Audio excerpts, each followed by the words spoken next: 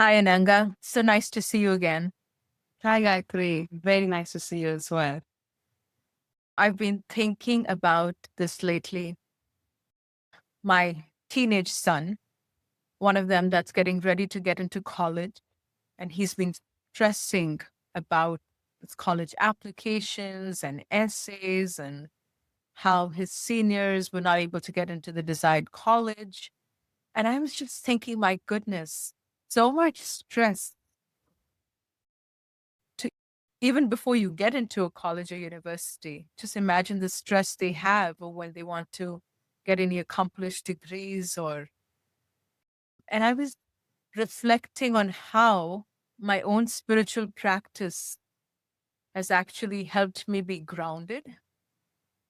And I really wanted to hear from someone that's helping students, university students, to carve their way through Mm. this maze of emotions that they go through, especially stress that they go through during these difficult times of keeping up, constantly trying to keep up. Even your watch keeps telling you every 2 days, I need an update. Your phone needs an update. And so this child that's trying to survive is constantly feeling that he needs to be updated, needs to fit in. And there's so much stress and pressure. Especially at the university age, I can totally relate to that. Yeah, because they thrive on being fitting in, to say. So our guests today are two really wonderful people that help students. And here we have Deva. Uh, thank you so much for joining us. And Karunavatara, thank you so much for joining Thank you. us on Thank you. today. Thank you. Our pleasure. Thank you so much, Gayatri. Yeah, I don't know if this is going to be my personal favorite episode as well, because I started my journey of practicing this spiritual journey of bhakti from my university days. Back in 2012, I was introduced to this, and Deva Prabhu, he and his wife, they introduced me to mantra meditation and the path of bhakti. And those were just formative years for me for just spiritually knowing who I am. And Devaprastha Prabhu, just to give a small background about him, I have so much to talk about him, but he and his wife really started the Bhakti Yoga Club, and they've been at the University of Maryland and have been sharing this gift of Krishna consciousness for about 14, 15 years. They were visiting here, so I just happened to ask them, when did you start with the Bhakti Yoga Club? And he told me the years, and I started back calculating. I was like, wow, 14, 15 years, you're sharing this house. And and as in his real life, he holds many titles. Like he's been the vice president of National Geographic Public Publishing Division. He's taken up various roles like software engineering, administration, and IT management as well. And he first started his spiritual path in 1982. So he's seen through generations. And with us, we have another guest, Karunavatara Prabhu, and he has been on both the sides now. He's been on my side where he received the spiritual practices. And now at the same university where I graduated from, University of Maryland, College Park, he goes and gives and shares knowledge of mantra meditation, all the spiritual practices to young students. And also professionally, he holds a PhD degree in theoretical nuclear physics. And he's working in NIH doing genomics based on medical research.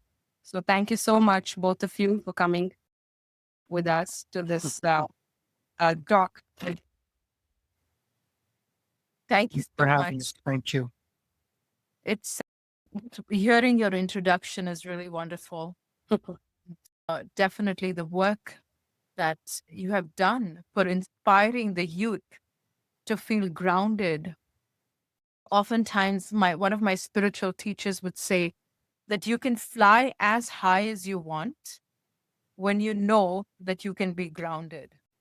Otherwise, you're like one of those lost aircrafts in the sky.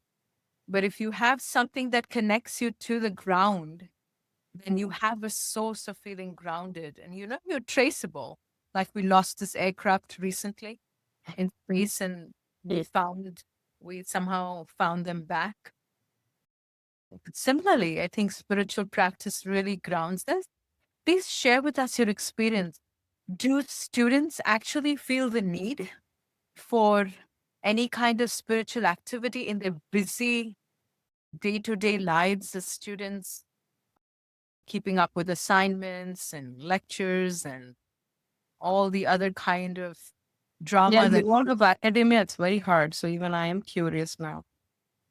yeah. Well, from my experience, they absolutely feel need. All the students, some of them are more in touch with it than others, but they all feel very stressed and very frantic. I have a little different background from Karunavatara. I'm a little bit odd and embarrassed in his presence. He's actually been to his educational system with a PhD in things I can't even understand how to pronounce properly, with the speak of what nuclear physics is. I don't have a formal education. I never went to college. I just basically self-taught everything I've done. So I haven't been through that process, but from what I heard from all the students we dealt with, it's very stressful and they definitely felt the need. They were happy just to be in a room for a couple of hours where they were peaceful. There's no assignments, there's no homework, there's no stress. And they often would say that's finding some way to relieve them of that stress was important. And we would strive to help them understand they're not just feeling, although they may be feeling stress as a student, it's not that they're feeling stress because they're a student, that everyone in the world feels stress. In the professional world, it's there. Just living in the material world is stressful. And so Bhakti Yoga is a mechanism to be relieved of that stress, regardless of the cause of it, because we tend to think the cause of my stress is X or Y. It's this test, it's this exam, it's that person, it's whatever.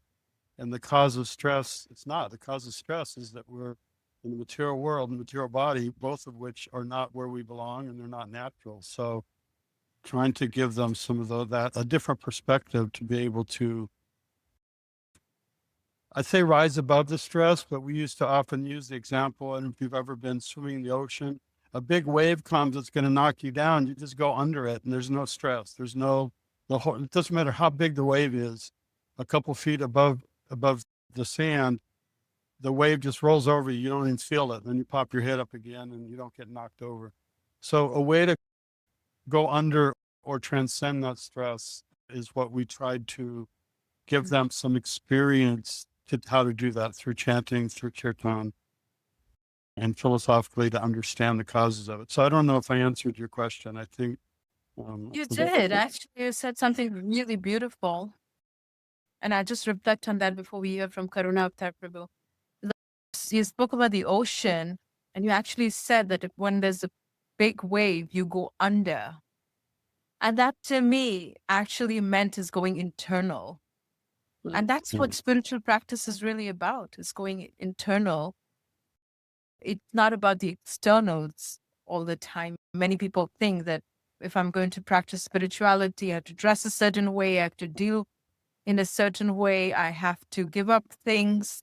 But that's not all spirituality is about. It's about going internal, internalizing, and then you're able to thrive and give up and accept what's needed and give up what's not needed when we start going internal. Karunavatara Prabhu, would you like to share something in that aspect of need that students have? Yes, absolutely. I think it was really beautifully put by Deva Prabhu, who's actually one of my mentors in spiritual life. So we were together at University of Maryland before he moved to Florida with Padma Mataji. So yeah, I couldn't agree more. Students are very stressed, like all of us are, in different ways. And when I asked students, like Deva Prabhu said, what brought you here? most of them say, well, there are two answers. One is to de-stress. There's a lot going on in terms of exams, in terms of, I don't know, different issues with families, roommates, etc., whatnot. So this is, they say, when I come here, I just forget everything. I'm just in a different zone. I just tune into the kirtan, and the kirtan, especially they like kirtan a lot, in my experience.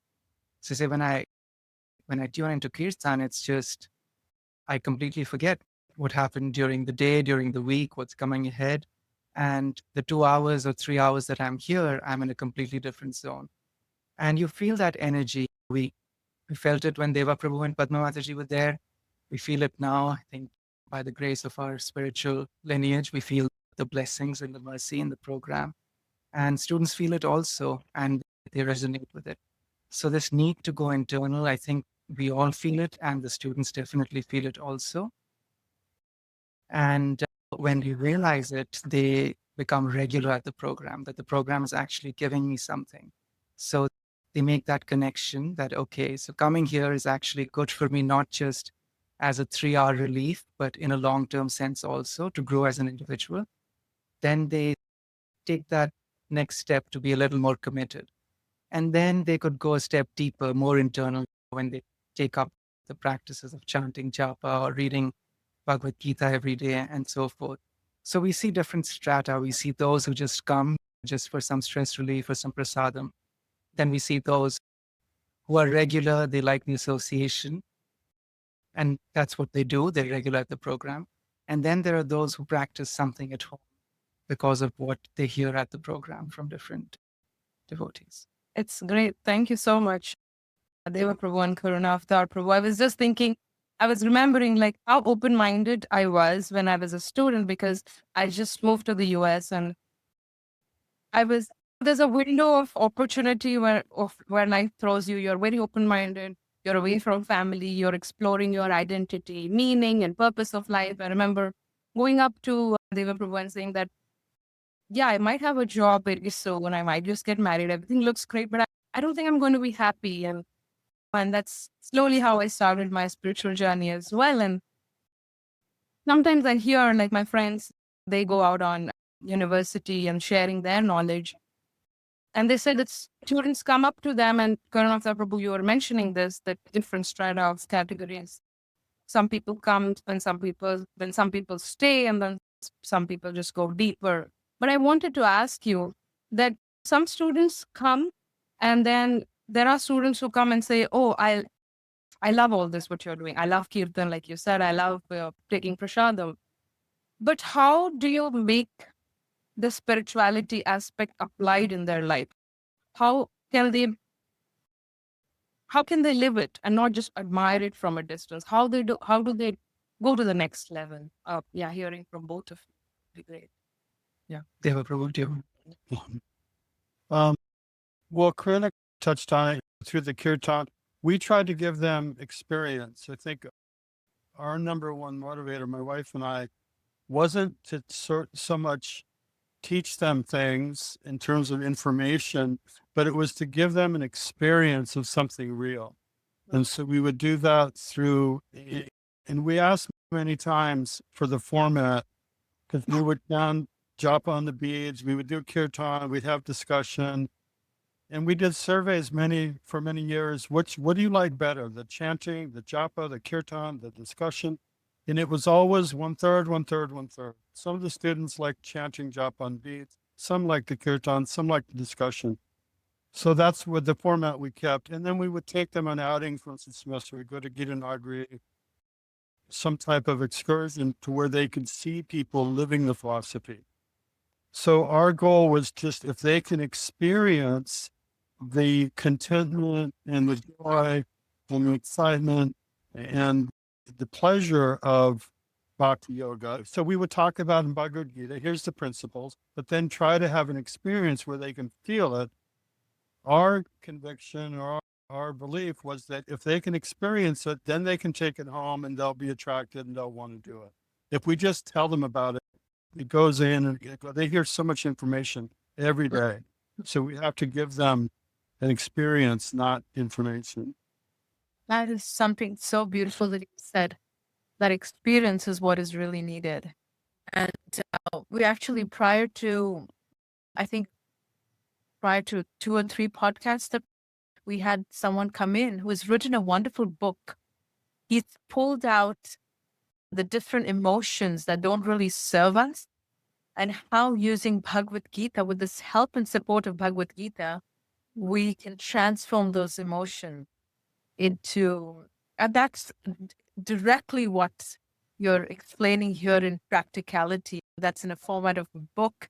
You're actually helping students live through those emotions, from fear to serenity to all of those things that we struggle with in our day-to-day lives. I was always wondering that what role does a community play in this creating this experience? Because it's always nice to have a mentor, but at the same time you learn so much from your peers.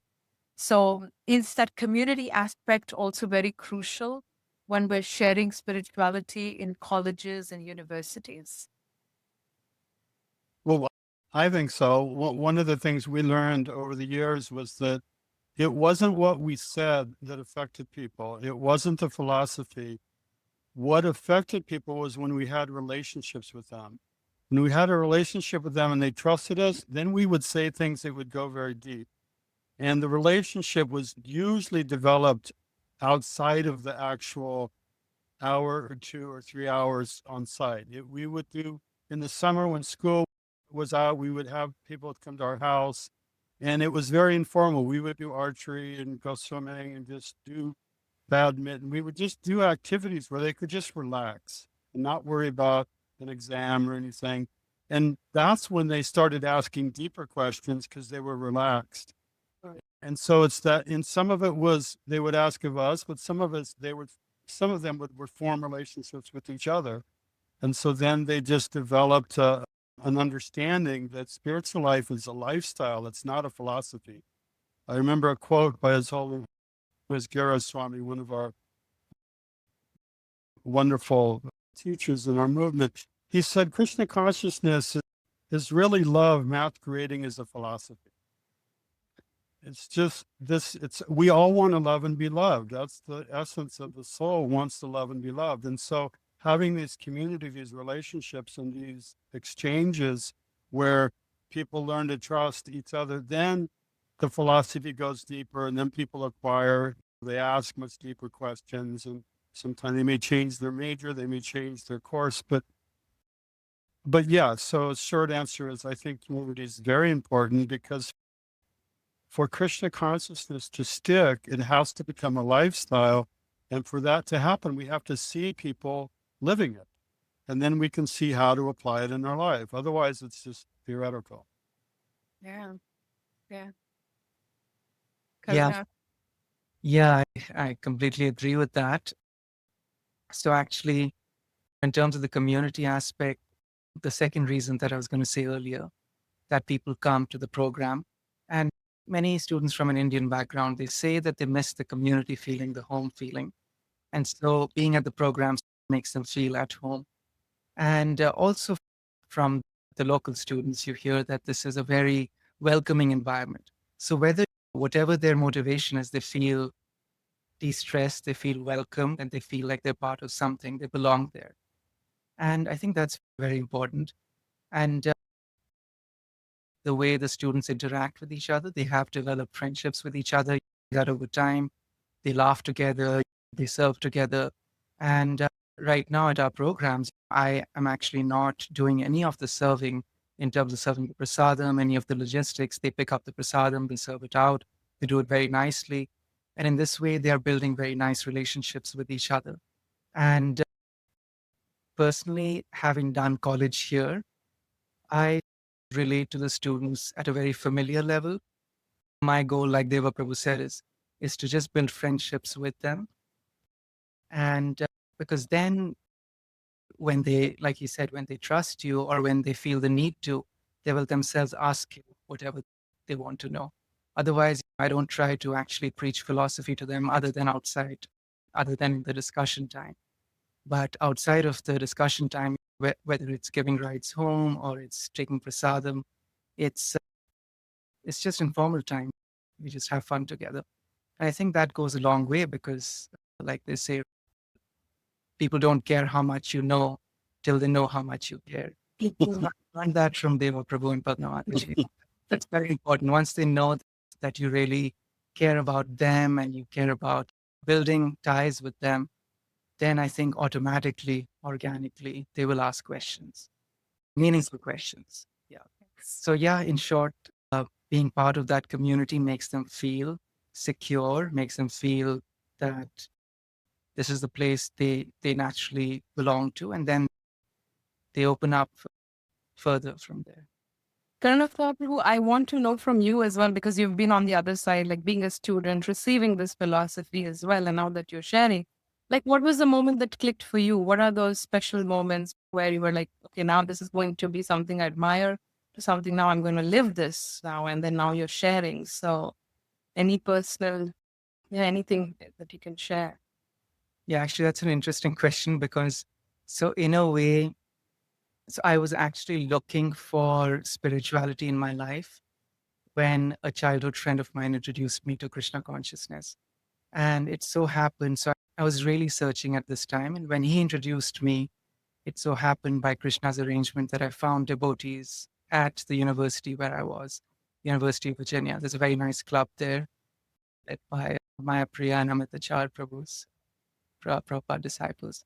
So I found them within 2 or 3 weeks of my friend convincing me about the philosophy of Krishna consciousness. So it happened together. So I was convinced, I was chanting, and then I started attending this club and the wonderful association there.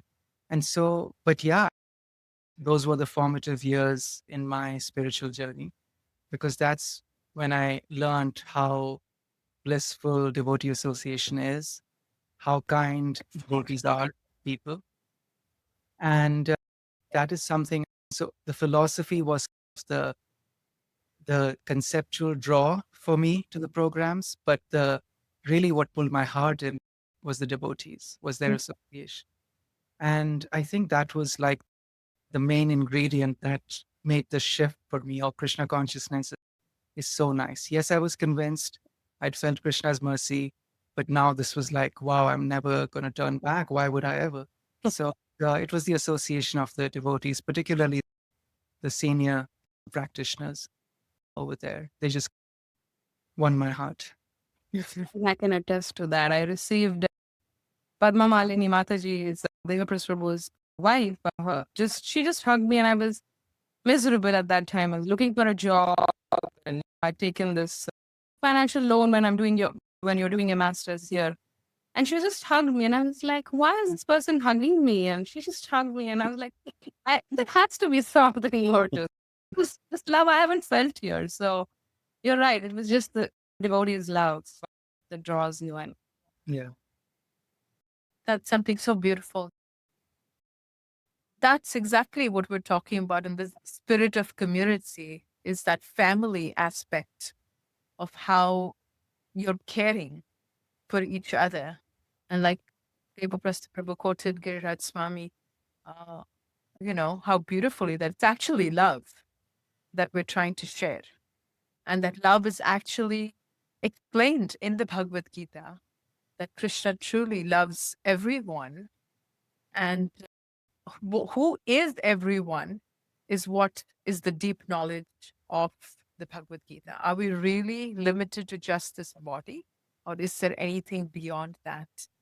Are these some sort of questions that the students ask related to the body or the soul? Or what are the general questions that students that are interested in subject matter? I also want to add into that question where you meet difficult students where they say that I like Krishna consciousness, but I'm not ready to give up my lifestyle. So, what do you do? Well, we never tried to persuade people or even suggest that they needed to give anything up, with the exception of bad habits. We would point out how certain mentalities like pride or envy. There's certain qualities that if we hold on to them, it can hold us back. So we should give up some bad qualities if we can, but mostly just add things to their life, just add a spiritual perspective. Our expectation wasn't that somebody would become convinced and decide to become a devotee or move into the temple, or chant all day. We weren't really thinking that most students would do that. We just tried to give them experience and some knowledge of something real and try to point out to them there is such a thing as illusion and there is such a thing as reality. And if we don't understand the difference, we're going to be bewildered, because there's so many things in the world that are bewildering. So we have to have some mechanism to help us determine what is illusion and what is reality. Because without that, we just get bewildered. And so we just tried to let them know it's not that you're going to understand all the time what's what, but you need to know there is reality and there is illusion. So start with that. And then when you accept that, then we can give you tools to determine, okay, well, what is reality and what is illusion? And that's our Bhagavad Gita discussions. But we try to just inject into them some, both emotionally in the experience we talked about, and also mentally, intellectually, just inject some, there is reality, there is happiness, and you need tools to do that regardless of your lifestyle. Their lifestyle changes, that's up to them. And as the process takes over, they determine how they need to change their life. We would just try to introduce them to information that they're probably not getting in their classrooms. Really? So that would be my answer. Just not that they have to change their whole life, but they just need to add a little bit of chanting, add a little bit of philosophy, read some scriptures from time to time, chant when you can chant, have some prasadam, and then the soul will take over. This knowledge is already there in the soul. Give it a chance to come out. Beautiful. I think I really like the point. Add and gradually the other things fade out. You don't have the bandwidth for the other things. So we keep adding good things. I like that. If I can add something there, just so when students observe the devotees, the visiting speakers, or just devotees in the community who come, they see that these people are happy. They have something going for them in their life. And they naturally, like Devaprastha Prabhu was hinting, they naturally are attracted to that and they want to emulate that lifestyle in whatever way is practical for them. So they would, sometimes they come and ask, okay, so do you all chant? How much do you chant? And what do you do when you chant? And we always have beads starting when Devaprastha Prabhu and Padmavati were there, they would hand out beads and we still do the same thing. Whoever wants them can take a set of beads and then we show them how to chant. And we just say, yeah, whatever time you are chanting, just make sure it's free of distraction when you're doing it. And it's, again, I think there are two varieties of students in this. One is the student that you don't want to push, which is most people. That's our approach also. We don't push anybody. We just try to be happy and try to invite other people who would be good examples for them. So we don't, but then there's the other kind who sometimes is looking for something specific, is looking for an answer. For example, there was this one student who asked me recently, I have demigods on my altar and I don't know, so they're worshiping according to tradition. And then they were looking for an answer. What is the recommended way to proceed on my spiritual journey when I am confused by different ideas? And so then you can give them a specific answer, but most of the time it's okay. We are not here to force anything on you, but just add Krishna to your life, like Devaprastha said, and wonderful things will automatically happen. But yeah, when they see that devotees are happy, then they want to know what they're doing. They want what they have, basically. There is an exception to that for all the years, I myself, my wife was a little more gentle and a little more polite with people, but I was always very firm and very forceful and very clear that Atheism is complete illusion. There is a God, there is reality, and there are good things in the world, and all these other mentalities are just complete bewilderment. So it wasn't negotiable whether there is a God or not.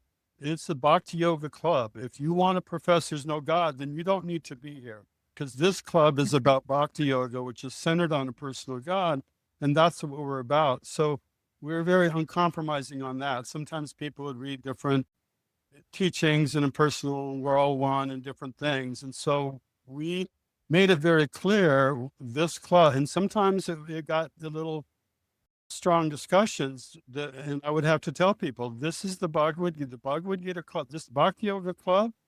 We study the Bhagavad Gita, we practice Bhakti Yoga. That means there is a God, he's a person. If that doesn't work for you, then maybe this isn't the right club for you, because the club's not going to change. And we had students get up and walk out. That was said. We did want to make it clear to people that there is some foundational realities that we need to accept or agree on, because again, it's reality is not up for debate. Well, this is real, that's real. No, there are realities that are real, and there's illusion that isn't. We tried to do it in a fun way, but there was, at least from my perspective, there was a little bit of background of there is a bottom line absolute truth that we're coming from that platform. And mostly it was appreciated. Very few times there was an issue. But there is a movement, especially more and more today, that everything's relative. My truth, your truth. And those discussions can get out of control very quickly. So we had to set, well, look, we accept knowledge from a higher source. I think diluting the philosophy is uncompromisable. So yeah, but And also, it creates defined boundaries of what the discussion could continue on. Yeah. And like you mentioned, this is the Bhakti Yoga Club. This is what we're going to talk about. Your family is seeking what we have to share. So, yeah, that makes a lot of sense, because defined boundaries keep everyone else inspired and not Yeah. confused. Yeah. One can come in and confuse everyone with different discussion. That makes a lot of sense. I was thinking of when you have a spiritual practice and you are sharing that with young practitioners and young people by age, we call students, they're young. Sometimes for them, they don't foresee what their future, like I thought as a 16-year-old, what my life would be is way different than what I'm really living my life. We all have their own fantasy lives that we imagine in our teenage years. Sometimes people start with the practice, and then life throws lemons at you and you change and you're not able to stay grounded in your practice. So what would you say for such practitioners that take a break at some point, but is there a way they can come back at a certain point in their life? Or is there ways that they can connect with different clubs? People that have moved, like Ananga was in Maryland, she moved away from that club. She's now moved across the country somewhere else, even though she's continuing her practice of spirituality because she found another club to join. So is there a way that students can connect with each other from different other parts of the world or the country at least, and stay connected in some sort of spiritual practice? One is that. And second is if they take a break for whatever unforeseen reason, is it okay? And is it advisable to start their practice whenever they're able to? What do you Yeah, answer like that? Kruna, do you want to? You can start, Prabhu. Well, if I understood, so I'll answer them in reverse because the second one's a little more clear. The first one I have a question about, but yeah, they can absolutely take a break. And sometimes people weren't sure what to do. What we tried to do as much as possible wasn't to give people answers or to give them information, but to give them principles by which they can find answers. Because the questions are going to change. This semester, they have this question about their life's goal. Next semester, it could be a different question. And so the answer to the question, they have to find the answer, but here's some tools they can use to find those answers. Because over their life, there's going to be millions of different questions. Which job should I take? Should I accept this promotion? Should I move to this other state or country? And so we tried as much as possible to instill in them or to share with them that there is this idea of a super soul, that there's part of the divine, part of Krishna's spiritual energy is living in your heart. So tap into that and you'll get guidance. Read the Bhagavad Gita, chant the holy name, and you'll get guidance for this question and any other question. And so if that means that you need to take a sabbatical or just check out, then do that. But just remember that within your heart of hearts, there is an answer. So don't ever forget that. And if you forget how to access it, then just get some beads, sit down and chant, open the Bhagavad Gita and read, and you'll find your answer because it's there. There's somebody who cares about you more than you care about yourself, and they're trying to help you. So we try to instill in them that information or that knowledge that here's how you can get answers to things, because the actual challenges are going to change year to year, but the process to find the answers won't change. So that would be my question to your second part. The first part, I think it's the same answer in terms of community or moving around. We don't really have a network where people can, I think it's something we should have or we could develop over time, is all these different alumni and Bhakti Yoga clubs, how to link them. So if you go somewhere, you can see, okay, well, I was at this club over here. Is there something similar in this other place? I think that would be great. But it was the same process, that just to establish. And then one thing we used to do every semester, not every semester, at the end of every school year, we would do a thing I called pearls and nuggets. We would ask them, what did you gain from the class, from this semester? And they'd write it up on the chalkboard or on a list or something. And what can you do or will you do over the summer break to keep those things until we meet again next fall? And so the point of doing that was to try to get them to identify, what did you get of value from this Bhakti Yoga Club, and what can you do in your life to keep that, even though you're not coming every week. And so the point was to try to show them that japa, reading, chanting, associating, whether it's going to the temple or listening to a YouTube video, associating with like-minded spiritual seekers, have some prasadam, cook something, offer it, or whatever you can do wherever you are. Those things will help to cultivate this mood. You come to the club because you like these experiences. Well, you can create these experiences on your own, and here's how you do it.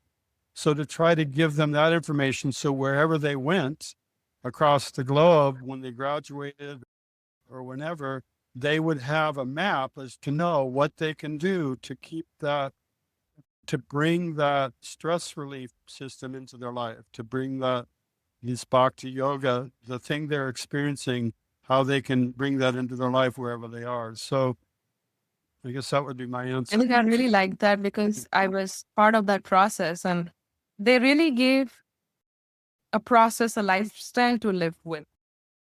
Not just some rules and regulations. Okay, you have this, not just a social dogma, but yeah, I went away from that Bhakti Yoga Club with some lifestyle, with a toolkit that I could use when I just started my job, when I was partner searching. So in all aspects, I could pull out from that toolkit and use these principles. So yeah, I That's can relate to that. Wow. Karunavatara Prabhu. Yes. Yeah, I think it's important that they have some resources to keep in touch with devotees if they want to. And yeah, in my experience, I've found that many students keep in touch after they graduate also. And again, it goes, it's a product of having those relationships that Deva Prabhu was mentioning, because then they feel that bond and they would then want to keep in touch with you. And so that can help. You can put them in touch with devotees wherever they are. And if they're inclined, they might go, which is something that happens regularly for us. And with some students, we just have to accept that this is where their journey has been. And this is the time where they were practicing, it seemed very sincerely. But then it'll happen that some students will just fade away or seem to fade away for a bit. But that seed is there. So the hope and prayer is that one day that seed it'll manifest again, whatever they've learned in bhakti. But yeah, that's something that can't be controlled. I've seen that at UVA, I've seen that at UMD, that some students seem to really get into it and they talk like devotees almost. But then in an instant, everything seems to externally just fizzle out. Sure. And they're not at the same level of commitment anymore.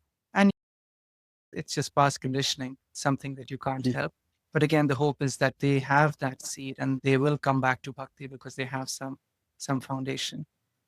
But yeah, in terms of people who really want to be in touch, I think that it's nice if they have some central resource. I don't know if devotees are working on something like that.